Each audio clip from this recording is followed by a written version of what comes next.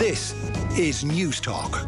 Right, so Peamount are into the Champions League qualifiers round one final. They beat Dinamo-Minsk earlier in Croatia. It finished 2-1 after extra time. So that means they'll qualify for the next round of the Champions League qualifiers if they win this round one final, which takes place at the weekend. And Lucy McCartan of Peamount is with us on the line. Evening, Lucy. Hello, how are things? Very well. I presume after playing in the Croatian heat, you played full 120 minutes, I think, today. You're absolutely wrecked. Yeah, and you can see by the colour of my face that the sun wasn't very kind. Talk us through this afternoon then. Was this a shock to you guys on the outside looking in? It might seem like a bit of a surprise. Yeah, absolutely. No, I suppose if you're looking at where we were coming in the league, we were struggling a little bit at home, and we were hoping that this trip away would be a good time to kind of come back and get a good result. Now, obviously, the team we were playing, they were excellent. They're a professional side, and we knew we were up for a tough game. And the heat, I suppose, that was just another factor that we knew was going to be extremely tough. So we're absolutely thrilled now to get a result out of today. Does it feel like a bit of a reset when things haven't been going too well for you in the domestic front? To actually just get out of the country, literally bring yourself to a whole new setting. It kind of feels like a new lease of life. Absolutely, yeah. No, it's been lovely, and even getting to spend time with everyone, and being in camp in the hotel together and everything is lovely. And it's definitely given us a chance to bond and reset, as you said, because it has been a tough enough league this year. What are your expectations when you set your stall out at the start of the season from the standpoint of European football? I suppose it's hard to get yourself ready for it because it's so far away at the start of the year. But we were always had in the back of our head that we wanted to compete in it. I suppose we've had a few chances. When we played Glasgow in 2020, I think, and then the following year when we were playing in Holland, we've had a few chances in the Champions League, and never really gotten anything out of it. So we knew what we were in for, and it was a kind of a nice way to prepare for it then. That we had a few girls who've obviously never played in it, a few girls who've played a few times. And I suppose it is tricky to prepare for because you don't know what you're coming up against. We found it difficult to get clips of the other team and things like that before we went into it. So it was nice to be playing somebody you've never played before as well. So when Kerry scores the winning goal today, what are the scenes like in Croatia? Oh, unbelievable. It was just such relief as well. She did so well to get around the keeper and finish it. And it's just, I suppose the heat was just something we weren't prepared for at all. It was so draining, and we were defending for our lives. And in fairness to the girls up front, they had no easy task. They had to chase down ball after ball, and they were so good. And the finish from Kerry was just sensational. This weekend then, I mean, do you start to think about not the opposition because we're not 100% sure who that is just yet, but are you looking around the dressing room at full time today thinking, geez, we could actually get out of this week, we could actually win this mini 4-team tournament that we're in?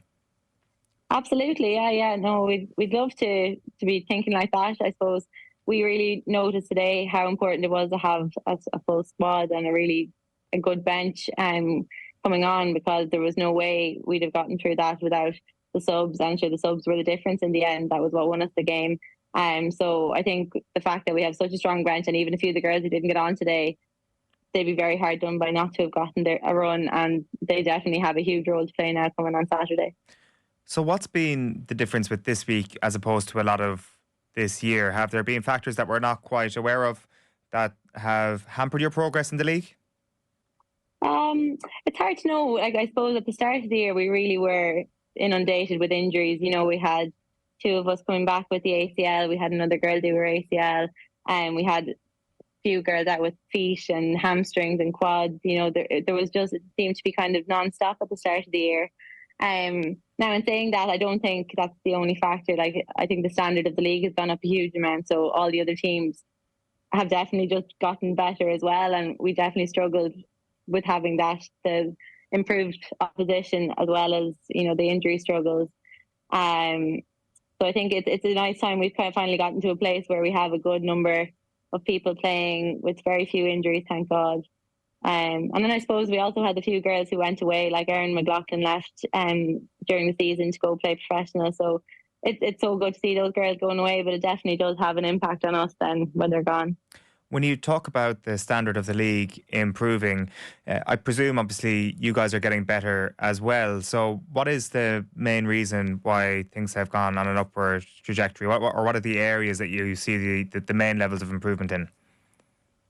I suppose the training levels have definitely improved. You know, we used to train twice a week, and now we're up to 3 times a week, and that people are looking after their strength and conditioning a huge amount. Like the levels of fitness and strength have gone up a huge amount. I've definitely noticed since starting playing in the league. And then I do think a lot of the other sides are just very well drilled as well. Like there's definitely evidence of many years of working through things. I thought we played Galway a couple of weeks ago, and they're so well drilled.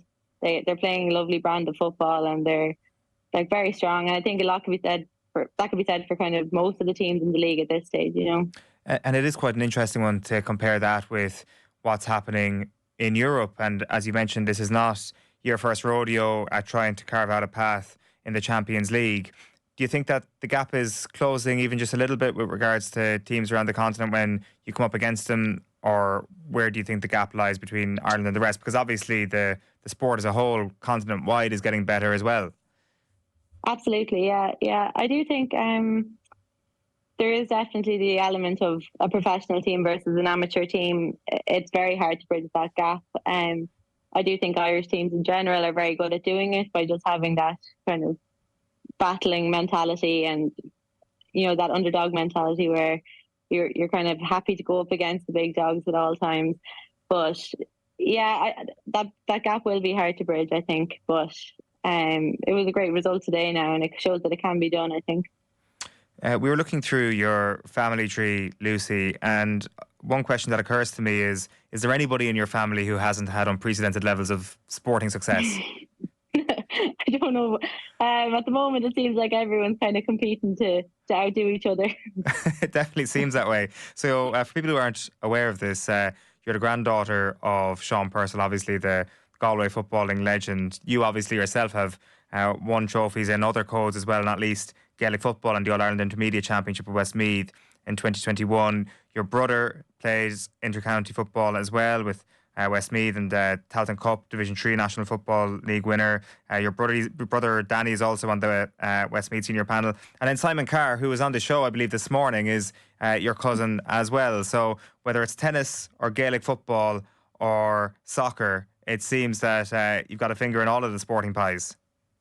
Yeah, and it's actually been great now this year. My little sister Lara as well has joined the Westmeath panel, so she was playing alongside me with Westmeath and my cousin Vicky. So there's we're kind of, no one can get enough of us in Westmeath, I think. We're just in everyone's faces all the time. Why did it end up being football for you? Gaelic football. Soccer, sorry.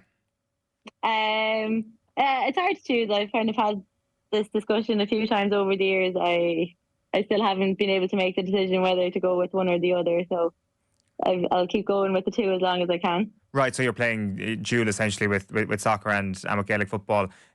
Is there, I suppose, with the way the seasons overlap, there's obviously a significant enough overlap, but are both camps pretty happy to let you balance it when one sport is reaching its peak and the other one is maybe in the early stages of the season? Yeah. No, I feel like that has been the solution to how I've been able to manage it is my manager's been very understanding. Now I've been out injured for the last 2 years, so I haven't had to deal with it as much. But even coming back now this year, James with Peamount and Frank with Westmeath and Kieran with Lomans have all been very, very understanding. And it's difficult because I think the demands of sport are just going up a little bit now, and everyone wants you at every training all the time. But you know, you can give what you can give, and if people are kind of accommodating, it can be done. Have you managed to realise and understand what a great your granddad was? Yeah. I think it's finally gotten through to us how much of a legend he was. Yeah. What do you get told about him? Oh, that he could just play in any position. I just heard that he's just a legend, you know. And I think one of the funny things was my mum was saying that he probably would look at all of us, all his grandkids now, and be like, "What are you doing, training this hard and working so hard for? Like, just go out on the pitch and play it, you know." So, in a very convoluted way, you're probably related to Ciarán Kilkenny at some stage, but on the other side of the family entirely, because is that his granddad as well? Or he's some sort of grand nephew or something, is he? Yeah, there is a connection there. It just goes, I think, another 2 generations above that. His Granda Sean's sister is married to a Kilkenny. I think. I stand to be corrected on that. Right. It sounds about as simple as every Irish family out there, to be fair, in terms of trying to map this thing out. And was it just was it mainly Gaelic football and soccer for you, Lucy? Did you try out the tennis? Did you try out other sports, or what was your landscape like? I think we kind of tried a bit of everything, but Gaelic and soccer were the 2 that stuck. I know when we first came, we were like in school and stuff, we would have been doing the cross country, and we thought we were great. And then the older you got, the further back in the ranking you got. So, no, we always, soccer and Gaelic were the 2 that stuck. It's not going too badly now. So what is the next couple of days going to look like for you? I presume this is like a very exciting sort of feeling where you're in camp really working towards a goal of trying to get over the line this weekend. Yeah, I think probably tomorrow we'll try rest up as much as we can and recover. We have a great physio and masseuse here who have been working hard on all the girls already since after the match. We got to go to the pool and stuff. So I think tomorrow will probably be another bit of rest and recovery, and then probably back out training on Friday just for a light session. And I think the management team had gone to see the match that was on today, to see the opposition. So we'll probably have a better idea of them come Saturday. Good stuff. Well, very best of luck at the weekend. We'll catch up again soon before the season is out, Lucy, no doubt. Thanks a million for taking the call. Thanks a million. Football on Off the Ball. With William Hill, you can boost your winnings on every game with new Bet Builder Extra. Only with William Hill. Download the app today. 18 plus gamblingcare.ie. This is News Talk.